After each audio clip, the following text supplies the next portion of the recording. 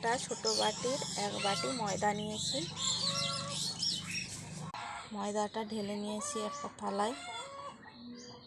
এরপর সামান্য কালো জিরা ছড়িয়ে দেওয়া হচ্ছে।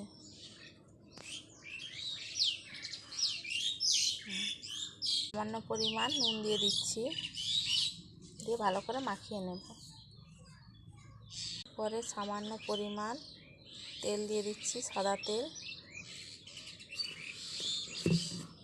তেলটা ভালো করে মাখিয়ে নিচ্ছি।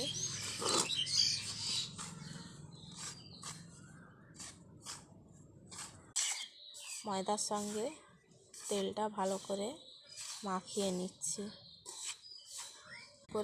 হাতে করে এরকম ডেলা যখন হয়ে যাবে, জানবে যে ময়দাটা ময়ান দেওয়া হয়ে গিয়েছে। এরপরে সামান্য পরিমাণ জল দিয়ে ভালো করে মাখিয়ে নেব। আমার ময়দাটা ভালো করে মাখা হয়ে গিয়েছে। দেখো একটু ডো তৈরি হয়ে গিয়েছে।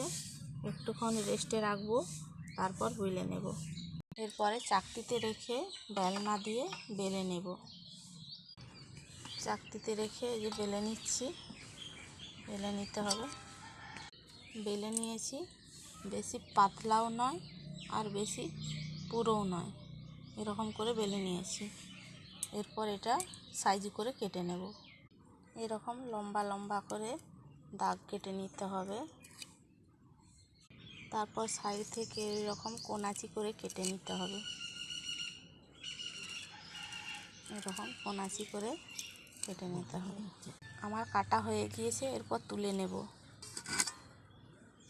একটা একটা করে কাটা নিমকিগুলো তুলে নেব।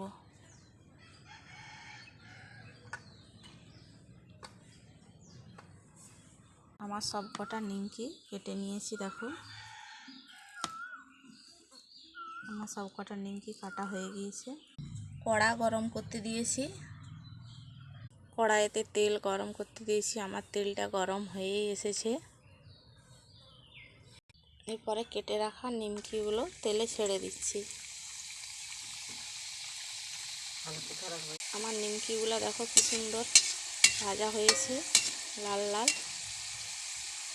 দেখো আমার সব কটা নিমকি তৈরি হয়ে গিয়েছে। কি সুন্দর হয়েছে না? দেখো কত সুন্দর হয়েছে, কড়কড়া। কি সুন্দর হয়েছে, চায়ের সঙ্গে খেতে দারুণ লাগবে।